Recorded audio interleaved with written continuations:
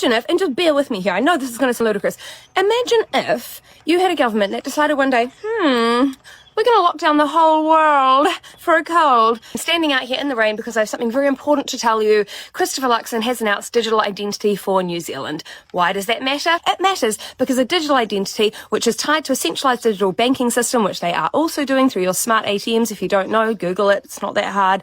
All the ATMs have been ripped out, replaced with smart ATMs. It's one step closer towards a social credit system. They say they're not going to do it, Chantelle. Oh, yes. Just like they said they weren't going to do everything else that they have done.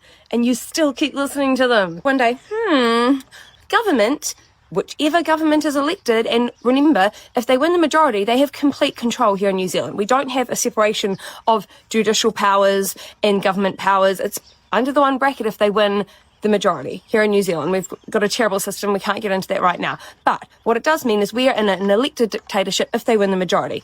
Now, the issue that I have is Luxon is not really that different to Labour. The media tries to play it like, oh, he's the big bad wolf to Labour and you need to vote Labour back in, righty.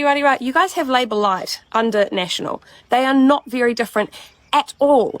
And the people that are wanting to do things like introduce age-restricted bans on social media, this isn't a positive move. This isn't going to stop all of these children having access to bad information. No. One day, imagine if that government could then see every single person that wrote anything negatively about the government online and shut down their banking because they don't like what they said instantly. Drop of the hat. No questions asked.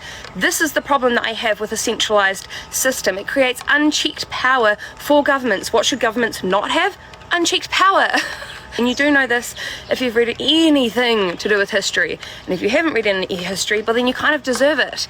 And I hope you love communism. One day, The only problem that we have now is if in the next election, ACT and New Zealand First and the other minority parties start gaining more traction and National and Labour decide to go together and do a uni party. That is a very, very real problem. And what does it mean? You need to start moving towards minor options right now, because you are not going to have the luxury of that option in the future.